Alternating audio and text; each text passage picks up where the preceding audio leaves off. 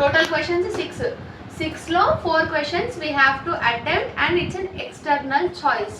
అంటే ఇచ్చిన 6 క్వశ్చన్లో ఏవైనా 4 మనం రాయాలి. ఓకేనా? అండ్ పార్ట్ బి వచ్చేసి 4 క్వశ్చన్స్ ఉంటాయి. 4 క్వశ్చన్స్లో internal choice A or B. అంటే ప్రోజ్ నుంచి ఒక సమరీ రాయాలి, పోయిటరీ నుంచి ఒక సమరీ రాయాలి, గ్రామర్ ఉంటుంది and word to word meanings ఉంటాయి అన్నమాట. సో ఇది క్వశ్చన్ పేపర్ ప్యాటర్న్ పార్ట్ ఏలో 20 మార్క్స్ అండ్ పార్ట్ బిలో 60 మార్క్స్. ఓకేనా? What you have to very good. Question నుంచి సో పార్ట్ ఏలో ఫస్ట్ క్వశ్చన్ వచ్చే short answer from which lesson?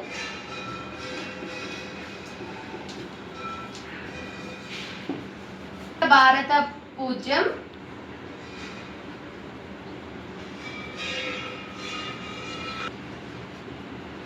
అయినా అడగొచ్చు ఆర్ షార్ట్ ఎస్సే అయినా అడగొచ్చు. సో మోస్ట్ ఇంపార్టెంట్ కవి పరిచయమే మోస్ట్ ఇంపార్టెంట్. ఓకేనా? అండ్ సెకండ్ క్వశ్చన్ వచ్చేసి యానిటేషన్స్, సందర్భం రాయాలి. అది దకారాంతకథ నుంచి రాయాలి సెకండ్ క్వశ్చన్. సో దకారాంతకథ నుంచి యానిటేషన్స్ ఉంటాయి. అండ్ థర్డ్ క్వశ్చన్ వచ్చేసి మీకు షార్ట్ ఎస్సే ఉంటుంది. అది కూడా మహాకవి గురించి మీకు, అంటే లైక్ 6 కవీస్ గురించి మీకు ఒక లెసన్ ఉంది కదా. ఆ 6 కవీస్ గురితో మీరు ఆ 6 క్వశ్చన్స్ ప్రిపేర్ అయితే, అంటే 6 కవి పరిచయాలు ప్రిపేర్ అయితే ఈ థర్డ్ క్వశ్చన్లో ఏదైనా ఒకటి అటెంప్ట్ చేయాల్సి ఉంటుంది. వాళ్ళు ఏదైనా ఒక క్వశ్చన్ అడుగుతారు, అది అటెంప్ట్ చేయాల్సి ఉంటుంది. అండ్ ఫోర్త్ క్వశ్చన్ వచ్చేసి అలంకార రూపం రాయాలి. 4th క్వశ్చన్స్ అలంకారాలు ప్రిపేర్ అవ్వాలి. వాళ్ళు అడిగిన ఏదైనా ఒక 4 అలంకారాలు ఇస్తారు, 4లో మనం ఏవైనా 2 అలంకారాలు రాయాల్సి ఉంటుంది. అండ్ 5th క్వశ్చన్ కూడా సందర్భ వాక్యం ఏంటంటే నచికేతోపాఖ్యానం లెసన్ నుంచి సందర్భ వాక్యం 5th question. And 6th question ఏంటి అని అంటే అది కూడా మహాకవి గురించి. అంటే 3rd question and 6th question ఏదైతే మనకి కవులు ఉన్నారో వాళ్ళకి 6 మెంబర్స్, అంటే ఆర్యభట్ట, భాస్కరాచార్య, భాస మహాకవి, అంటే ఇలా ఇచ్చినారు కదా కవుల గురించి. ఆ అన్ని కవి పరిచయాలు ప్రిపేర్ అయితే మనం 3rd question as well as 6th question attempt చేయడానికి ఉంటుంది. సో ఇది 1st to 6 questions A lesson నుంచి వచ్చేది క్వశ్చన్ పేపర్ ప్యాటర్న్. అండ్ ఇప్పుడు పార్ట్ బిలో ఏంటి అని అంటే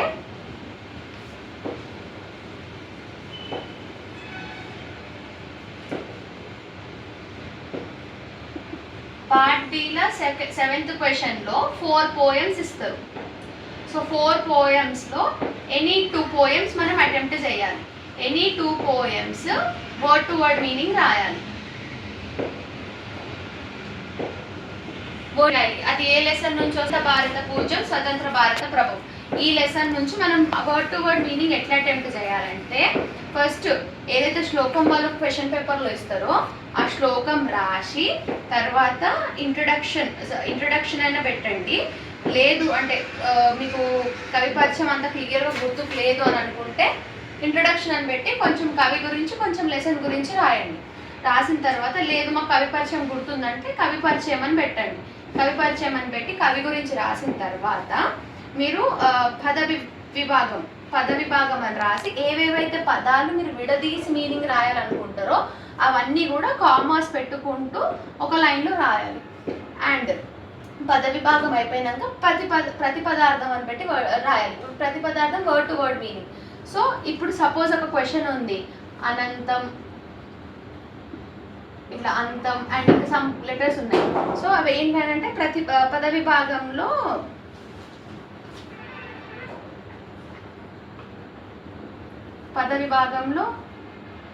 అంతం తర్వాత లైక్ అట్లా రాసేసారు. అండ్ ప్రతి పదార్థంలో దాని మీనింగ్ ఏందో రాయాలి. అండ్ ఈ ప్రతి పదార్థాల మీనింగ్ ఏదైతే ఉందో అదంతా కలిపి భావం రాయాలి. సో మీ దగ్గర టైం ఉంటే అన్ని పోయమ్స్ ప్రిపేర్ అవ్వాలి. అంటే మనకి 1 to 20 పోయమ్స్ ఉన్నాయి. ఇచ్చే 4 క్వశ్చన్స్లో 1 to 20 పోయమ్స్ ఉన్నాయి. ఏవైనా 2 రాయాలి కాబట్టి 1 to 10 పోయమ్స్ ప్రిపేర్ అయితే మనం ఏవైనా 2 అటెంప్ట్ చేయడానికి ఉంటుంది. లైక్ మాకు అంతా కూడా టైం లేదు, మేము 1 డే బ్యాటింగ్ చేసి పాస్ అవుతామని అనుకుంటే అన్ని 1 to 10 పోయంల నుంచి ఒక 2 సమ్మరీలు ప్రిపేర్ చేసుకొని ఆ ఏ పోయమ్స్ వచ్చినా క్వశ్చన్ అనేది నీట్గా అటెంప్ట్ చేసి అక్కడ మీనింగ్లో అవే రాయాలి. ఈ పద విభాగంలో 6 కంటే ఎక్కువ అంటే 6 కంటే ఎక్కువ 10 పదార్థాలు రాయొద్దు.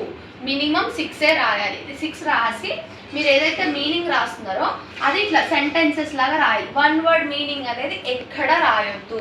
ఇదైతే ఏదైతే ఉందో దీన్ని కొంచెం ఎలాబరేట్ చేసుకుంటూ మీనింగ్ రాయాలి. సో ఇది ఈచ్ అంటే దీంట్లో 2 క్వశ్చన్స్ అటెంప్ట్ చేయాలి కదా, అంటే 2 పోయమ్స్ రాయాలి కాబట్టి ఈచ్ 7.5 మార్క్స్ ఉంటుంది. సో మీరు ఇట్లా రాస్తే కనీసం మీరు 5 to 6 మార్క్స్ స్కోర్ చేయడానికి ఉంటుంది. సో 1 మార్క్ అనేది మీకు సెంటెన్స్ ఫ్రేమేషన్కి దానికి తీసేసిన 1.5 మార్క్స్ 2 మార్క్స్ తీసేసినా కూడా మినిమం 10 మార్క్స్ అంటే 15 మార్క్స్లో ఒక 10 మార్క్స్ అనేవి మీరు స్కోర్ చేయొచ్చు ఈ 7th క్వశ్చన్లో. అండ్ మళ్ళీ 8th క్వశ్చన్ ఏంటి అంటే 8th క్వశ్చన్ కూడా మనకి ఎస్సే రైటింగ్ ఉంటుంది.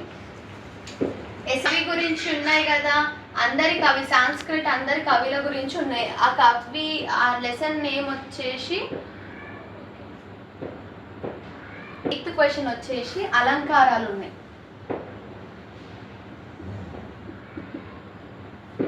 అలంకారాలు ఉన్నాయి 8th క్వశ్చన్. సో అలంకారాలు మీరు ప్రిపేర్ అవ్వండి. అలంకారాలు ఇట్స్ అండ్ టోటలీ గ్రామర్ సాంస్క్రిట్లోనే అటెంప్ట్ చేయాలి. అలంకారాలకి ఇచ్చిన ఒక పర్టికులర్ అలంకారానికి ఇస్తే దానికి ఒక ఇప్పుడు మనకి ఏంటి అలంకారాలలో కూడా సవర్ణ దీర్ఘ సంధిలు ఇలా సంధి విత్ అలంకారాలు ఉంటాయన్నమాట.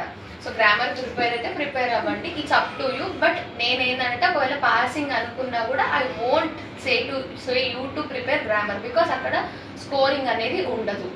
అండ్ 9th క్వశ్చన్ వచ్చేసేసి ఇంటర్నల్ చాయిస్ ఏ క్వశ్చన్స్ నుంచి వస్తాయి అని అంటే దకారాంతకత నుంచి వస్తుంది, లేదంటే నచికేతోపాఖ్యానం నుంచి వస్తుంది.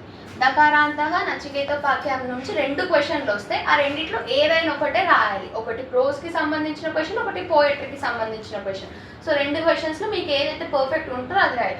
అండ్ ఎస్సే అటెంప్ట్ చేసేటప్పుడు కూడా మీరు ఇంట్రొడక్షన్ అని పెట్టి కవి గురించి రాసి ఆ లెసన్ ఎక్కడి నుంచి తీసుకున్నారు, అసలు ఏ బుక్ నుంచి ఎక్స్ట్రాక్ట్ అయ్యింది అని చెప్పని ఇంట్రొడక్షన్ అని చెప్పి పెట్టి రాయాలి. ఇంట్రో రాసిన తర్వాత స్టోరీ అని పెట్టి, లేదంటే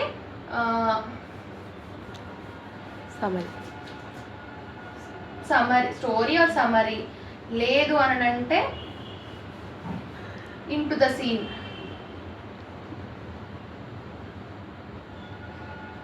ఇంటు ద సీన్ అనేది ఎప్పుడు రాయాలంటే ఏదైనా ఒక పర్టిక్యులర్ వాక్యం ఇచ్చి ఎలాబరేట్ చెయ్యాలి అని క్వశ్చన్లో ఇస్తే, అంటే ఎక్స్ప్లెయిన్ మీ లైక్ నచికేతుడికి అండ్ యమునికి జరిగిన డిస్కషన్ ఎక్స్ప్లెయిన్ చేయాలి అని అన్నప్పుడు ఇంట్రొడక్షన్ అనేది చాలా తక్కువ రాసేసి ఆ ఏదైతే పర్టికులర్ సీన్ ఉందో దాన్ని ఎలాబరేట్ చేయాలి.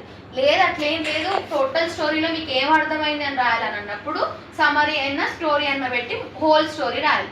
And for every story you have to right conclusion is nothing but end card ఏదైతే ఉంటుందో, like moral of the story ఏదైతే ఉంటుందో, లేకపోతే ఫైనల్ ఏదేమంటారు క్లైమాక్స్ పార్ట్ ఏదైతే ఉంటుందో దాన్ని కంక్లూజన్కి రాసేయాలి. ఈవెన్ దో మీరు స్టోరీలో కంక్లూజన్ రాసినా కూడా 2-3 లైన్స్ కంక్లూజన్లో పెట్టి మ్యాండేటరీగా రాయాలి. That is 9th question. And 10th question ఇది 10th క్వశ్చన్ కూడా మహాకవ్యం లెసన్ నుంచి ఉంటుంది అనమాట. మహాకవ్యం లెసన్ లైక్ 6 కవిల గురించి ఉంటుంది కదా, ఆ 6 కవిల గురించి ఏవైనా 2 మెంబర్స్ గురించి రాయాలి. They will be giving you 4 questions అడుగుతారు. 4 కవుల గురించి అడుగుతారు and you have to right any two among them. So this is a question paper pattern. Paper presentation అంటే first part paper presentation paper presentation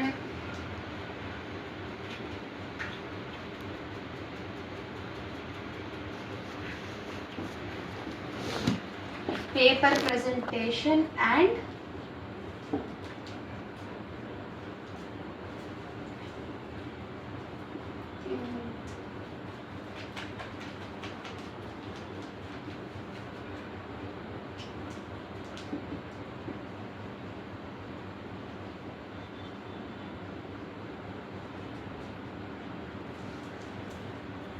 marks కదా question paper. Total marks 80 marks. So pass అవ్వాలనుకున్న వాళ్ళు, మాకు A grade చాలు అనుకున్న వాళ్ళు 60 మార్క్స్కి prepare కండి. సారీ 65 మార్క్స్కి ప్రిపేర్ కండి. లేదు మేము మొత్తము రాస్తాం అనుకున్న వాళ్ళు అన్నీ ప్రిపేర్ కండి. సో 65 మార్క్స్కి 80 మార్క్స్కి డిఫరెన్స్ ఒకటి.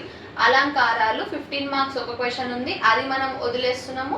అండ్ థర్డ్ క్వశ్చన్ ఏదైతే థర్డ్ క్వశ్చన్ ఏదైతే ఉందో అది కూడా మనం వదిలేస్తున్నాం. అలంకారాలకు ఏదైతే క్వశ్చన్ ఉందో ఆ 2 క్వశ్చన్లు వదిలేస్తున్నాం. సో దానికి 20 మార్క్స్ అనేవి we are totally ignoring. So it's up to you. If you want to prepare you can, or else if you want to ignore you can ignore. And 7th question are similar.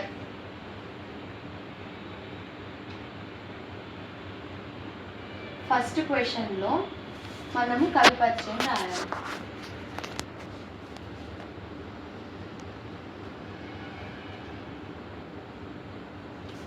Seventh క్వశ్చన్లో word to word meaning రాయాలి.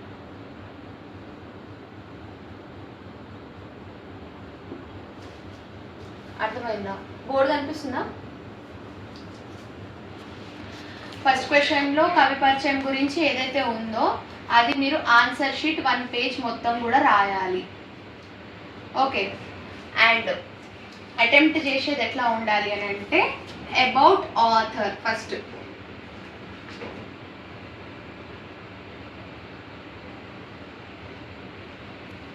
Second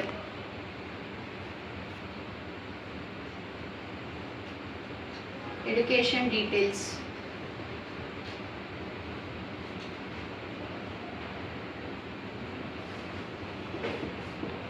third awards,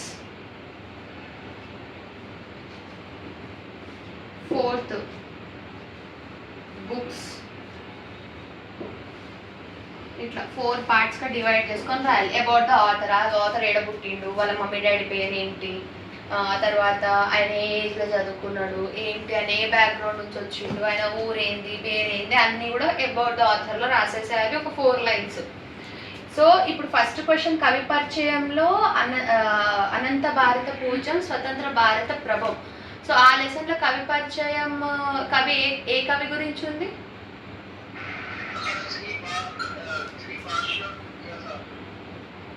Shri భాష్యం విద్యా శాస్త్రి. కరెక్టేనా? చాణక్యనా? వేదిక Aditya, except you, what about you people? Yashwant,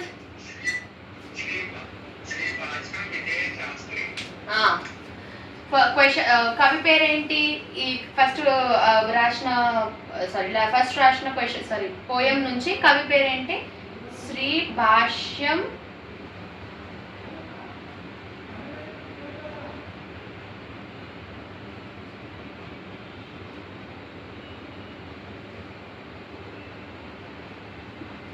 భాష్యం విజయ శాస్త్రి. ఈయన ఎక్కడ పుట్టిండు? కరీంనగర్లో పుట్టిండు. అదే మీరేం చదువుకోరు నాకు గుర్తుంది. ఏ రోజున పుట్టిండు? మార్చ్ 10, 1936. కరెక్టేనా date of birth? March 10, 1936. Correct. And వాళ్ళ మమ్మీ పేరేంటి, డాడీ పేరేంటి? గోపమాంబ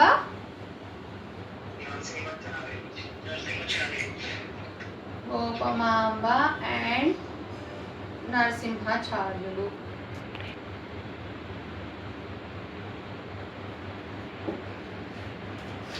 ఇది about the author.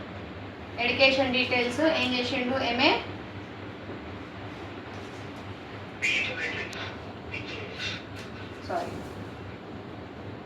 BA poetry.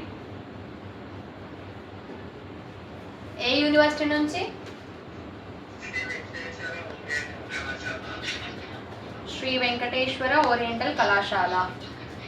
తర్వాత ఇది ఎడ్యుకేషన్ డీటెయిల్స్. అవార్డ్స్ ఏమేమి వచ్చినాయి ఆయనకి.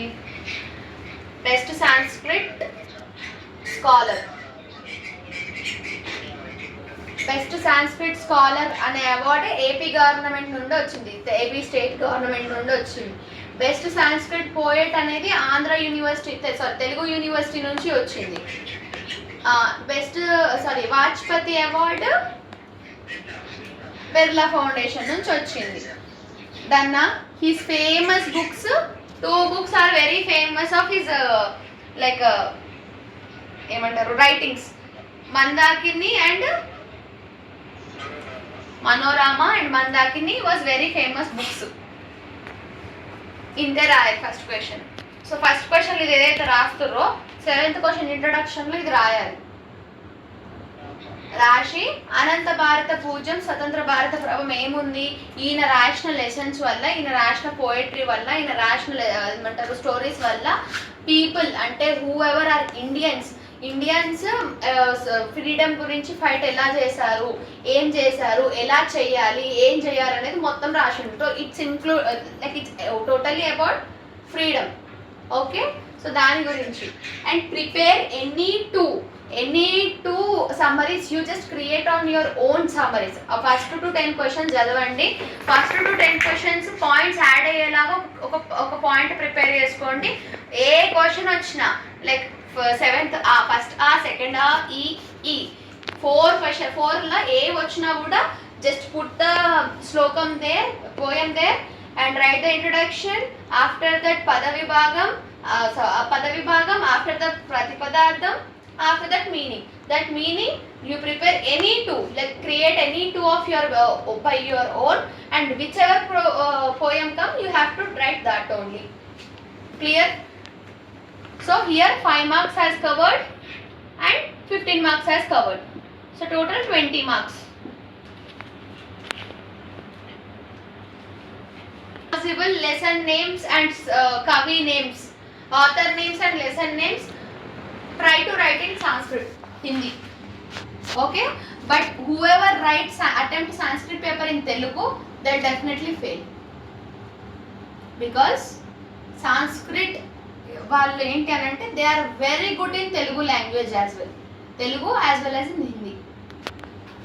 They not good in English అని కాదు. In English we can frame sentence very clearly with limited letters. అర్థమైందా? అనగనగా ఒక రాజ్యం ఉండేది, once upon a time there was an kingdom, king name, ఇలా రాయొచ్చు.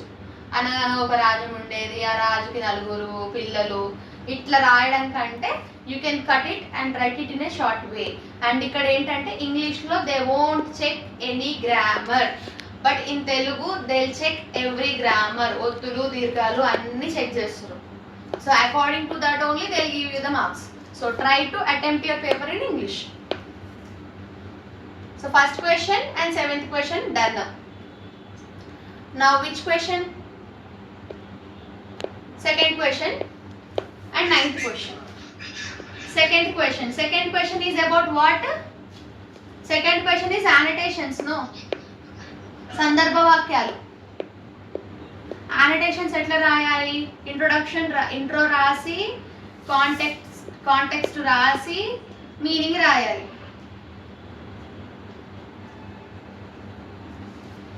ఓకే, ఏదైనా ఒకటి మాట్లాడు. అర్థమవుతుందా? వినిపిస్తలేదా? యశ్వంత్, సెకండ్ క్వశ్చన్ యానిటేషన్స్ ఎట్లా రాయాలి? Introduction, context, meaning. ఈ కాంటెక్స్ట్, ఇంట్రడక్షన్ అనేది స్టాండర్డ్గా ఒకటే ఉంటుంది, ఏదొచ్చినా అదే రాయాలి. మీనింగ్ మేము మాకు శ్లోకం అర్థమైతే మీనింగ్ రాస్తాము అనుకుంటే వెల్ అండ్ గుడ్ ఇనఫ్. లేదనుకుంటే సమరీ అంతా కలిపేసి ఒక 2 లైన్లు వచ్చే వరకు రాయాలి. అంటే మనం ఏదైతే కంక్లూజన్ రాస్తామో ఆ కంక్లూజన్ తీసుకొచ్చి మీనింగ్లో రాయాలి. లేదు మాకు అది కూడా బద్ధకమే, మాకు ఒళ్ళం కదా అని అనుకుంటే ఏదైతే క్వశ్చన్ ఇస్తాడో వాడు అదే మీనింగ్ కింద రాయాలి. అర్థమైందా? అండ్ వెన్ దట్ అప్లికబుల్ అని అంటే ఇంట్రడక్షన్లో కవి పేరు అండ్ లెసన్ పేరు మనం సాంస్క్రిట్లో రాస్తే or else. Total introduction and context సాంస్క్రిట్లో రాసి యానిటేషన్ యాస్టీస్ క్వశ్చన్ దింపితే ఫుల్ మార్క్స్, 5 మార్క్స్ ఫుల్.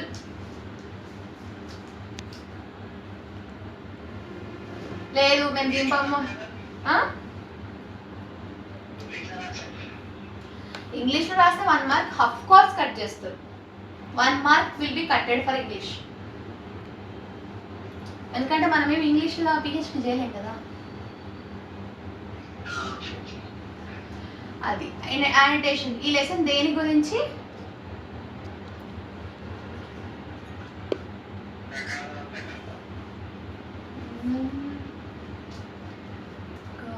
దకార కథ.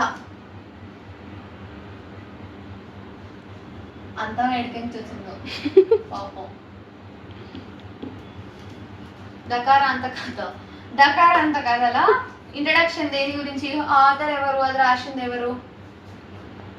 The slokam or the line is extracted from the lesson Dakara Katha, which is taken from chapter 5 of Brinjasya Upanishad. Okay, that is introduction. That sentence or the line or the slokam or the slokam ante was taken from the lesson Dakara Katha, which was extracted from chapter 5 of Brihasya Upanishad. Brihasya.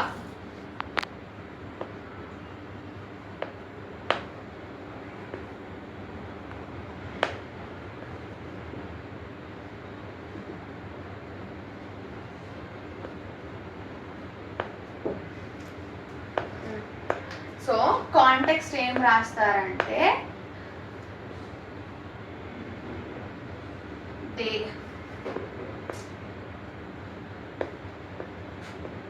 there the Prajapati, there was a discussion between Prajapati and his sons. There was a discussion between Prajapati and his sons. ఇది context. Prajapati అంటే ఎవరు? రాజు.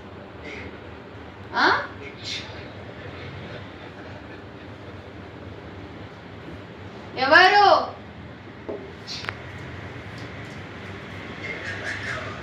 దేవుడా.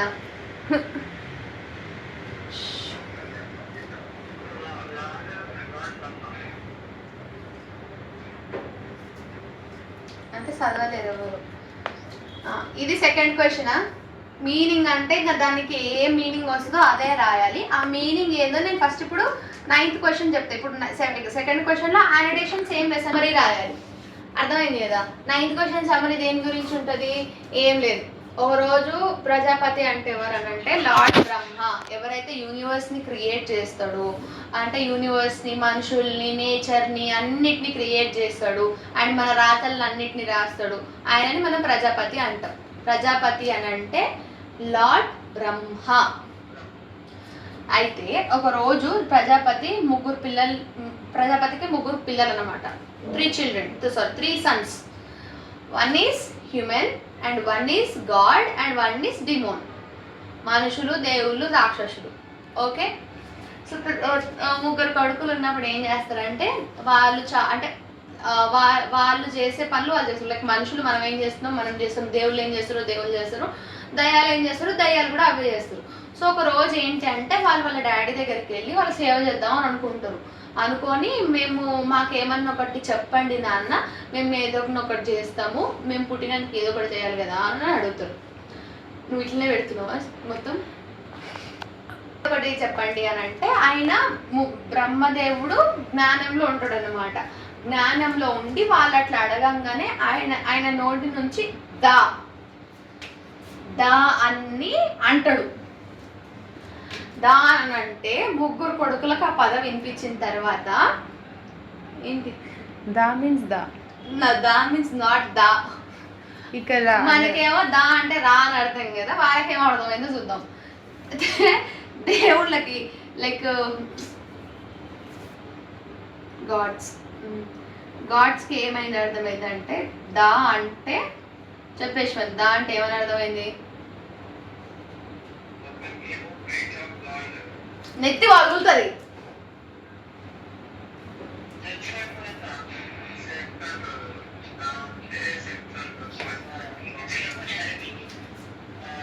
You shut up.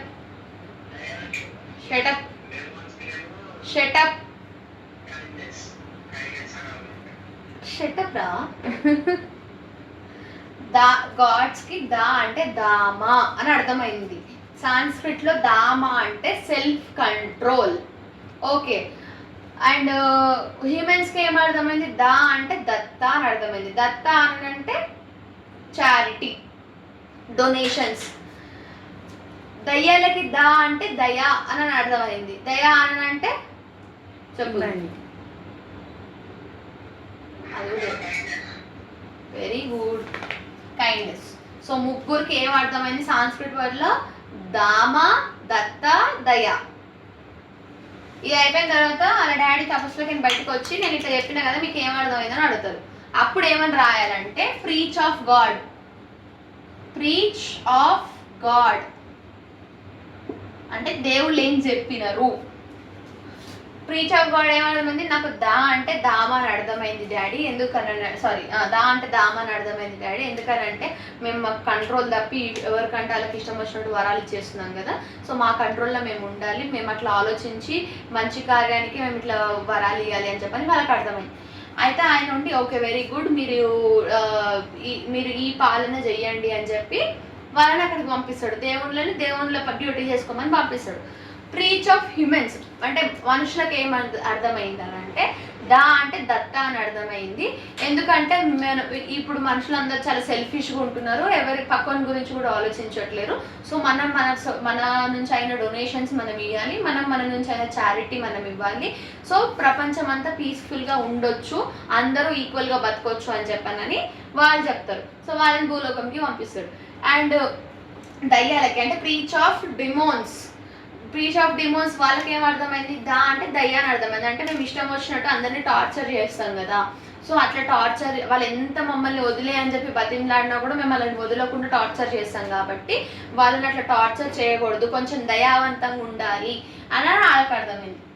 ఇది story. So 9th question 15 marks.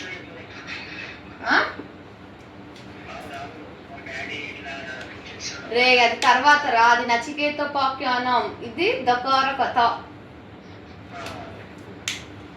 Second question and 9th question are same. Okay, understood? Good.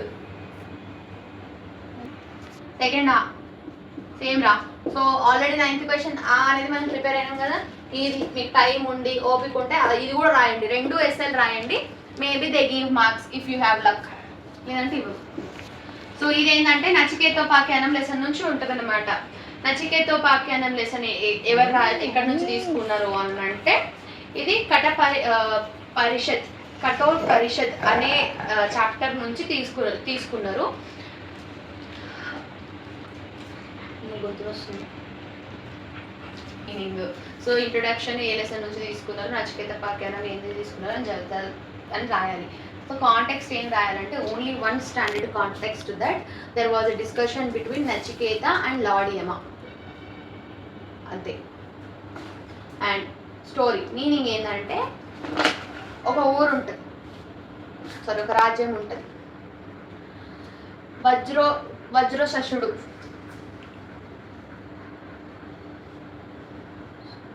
వజ్రశశుడు అనే రాజు విజయీ త్యాగం చేస్తాడనమాట. విజయీ త్యాగం చేసినప్పుడు యాగం చేసిన తర్వాత బ్రాహ్మణులకి డొనేట్ చేయాలి. సో ఏదన్నా ఒకటి డొనేట్ చేయాలి కాబట్టి ఆయన ఏం చేస్తాడు అంటే బ్రాహ్మణులకి ఆవులని ఇచ్చేస్తాడు అనమాట. ఆవులు కూడా చాలా ఓల్డ్ ఆవులు, మిల్క్ ఇయ్యని ఆవులు, అంటే వాటితో ఏం యూజ్ ఉండవు చూసారా, అట్లాంటి ఆవులని ఇచ్చేస్తాడు. సో వజ్రశేషుడు రాజుకి నచికేతుడు అని కొడుకుంటాడు. నచికేతుడు కొడుకు అయితే ఏం చేస్తాడంటే నువ్వు అన్ని ఇచ్చేస్తున్నావు కదా డాడీ, మరి నన్ను ఎవరికి ఇస్తావు అని చెప్పని అడుగుతాడు. అడిగితే వాళ్ళ డాడీ ఏం చేస్తాడంటే నేను ఏముంటి ఇస్తాను అని చెప్తాడు. యముడికి ఇస్తా అని చెప్పగానే ఈ నచికేతుడు ఏం చేస్తాడంటే ఇమీడియట్గా యమలోకానికి పోయి యమద్వారం దగ్గర కూర్చుంటాడు, యమునితో మాట్లాడదామని చెప్పాను. సో 3 days కూర్చుంటాడు, 3 nights ఉంటాడు అనమాట. 4th day మార్నింగ్ యముడు వస్తాడు. యముడు వచ్చి అడుగుతాడు, అంటే నువ్వెవరు ఏంటంటే ఇట్లా జరిగింది స్టోరీ, మా నాన్న ఇట్లా అందరిని ఇచ్చేస్తాడు, నన్ను నీకు ఇస్తాడంట అని అంటాడు. నువ్వు నా కోసం 3 days వెయిట్ చేసినావు కదా, నీకు 3 వరాలు ఇస్తా అని అంటాడు. ఆ 3 వరాలు ఏదైనా ఒకటి కోరుకో అని అంటాడు.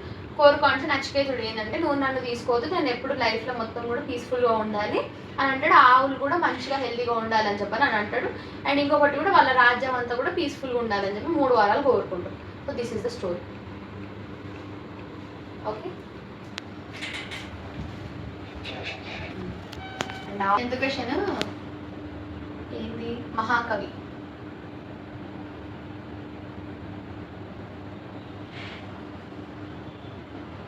ఈ మహాకావ్యం 6 authors గురించి ఇచ్చినారు కదా, 6 author గురించి ఇచ్చారు కాబట్టి మీరు ఏమైనా 3 ప్రిపేర్ కండి. ఏంది, ఒకటి ఆర్యభట్ట,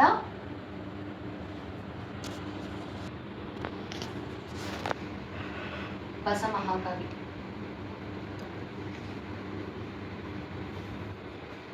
ఇంకొకటి ఇట్స్ అప్ టు యూ, మీకు ఏదైతే కంఫర్టబుల్ ఉంటే అది ప్రిపేర్ కండి. ఏమైనా 4 ప్రిపేర్ అయితే 10th క్వశ్చన్ అటెంప్ట్ చేయొచ్చు, 3rd క్వశ్చన్ అటెంప్ట్ చేయొచ్చు, 6th క్వశ్చన్ అటెంప్ట్ చేయొచ్చు.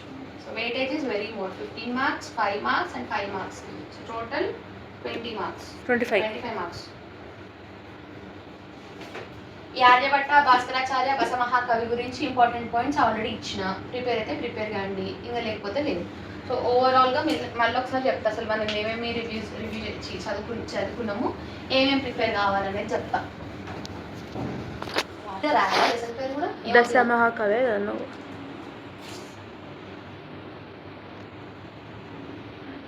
వీడికి 40 marks అయిపోయినాయి. 40 marks డన్. తర్వాత క్వశ్చన్ నుంచి కవి పరిచయం వస్తుంది. కవి పరిచయం, అనంత భారత పూజ్యం, స్వతంత్ర భారత ప్రభు. ఫస్ట్ క్వశ్చన్ కవి పరిచయం రాయాలి, second question word to word meaning రాయాలి. సో సెకండ్ క్వశ్చన్ యానిటేషన్ రాయాలి. దకార కథ నుంచి యానిటేషన్ వస్తుంది. 9th ఫస్ట్ ఆర్ సమరీ వస్తుంది.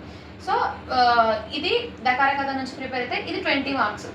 అండ్ మహాకవి గురించి అంటే ఆర్యభట్ట, భాస్కరాచార్య, బస మహాకవి ఈ 3తో పాటు మీకు ఇంకేదైనా రిపీటెడ్ అనిపిస్తే అది కూడా మీరు ప్రిపేర్ అవ్వచ్చు. ఒక 4 ప్రిపేర్ అయితే మీరు 3rd question, 6th question, 10th question attempt చేయవచ్చు. ఇది 25 marks. అండ్ నచికేతోపాఖ్యానం లెసన్ నుంచి 5th క్వశ్చన్ వస్తుంది, 9th క్వశ్చన్ సెకండ్ ఆ వస్తుంది. సో ఇక్కడ మీరు ఫస్ట్ ఆ రాస్తున్నారు కాబట్టి సెకండ్ ఆ అటెంప్ట్ చేయొద్దు. ఒకవేళ మీకు టైం ఉంటే మీరు అటెంప్ట్ చేయండి, కానీ నేను ఆ మార్క్స్ కన్సిడర్ చేస్తలేదు. ఇది ఒక 5 marks. So total 70 marks question paper. And remaining 10 marks ఏదైతే ఉందో దట్ విల్ బి ఫ్రమ్ అలంకారాలు. ఓకే, అంతే. 6th సెమిస్టర్ కంప్లీటెడ్ అమ్మా.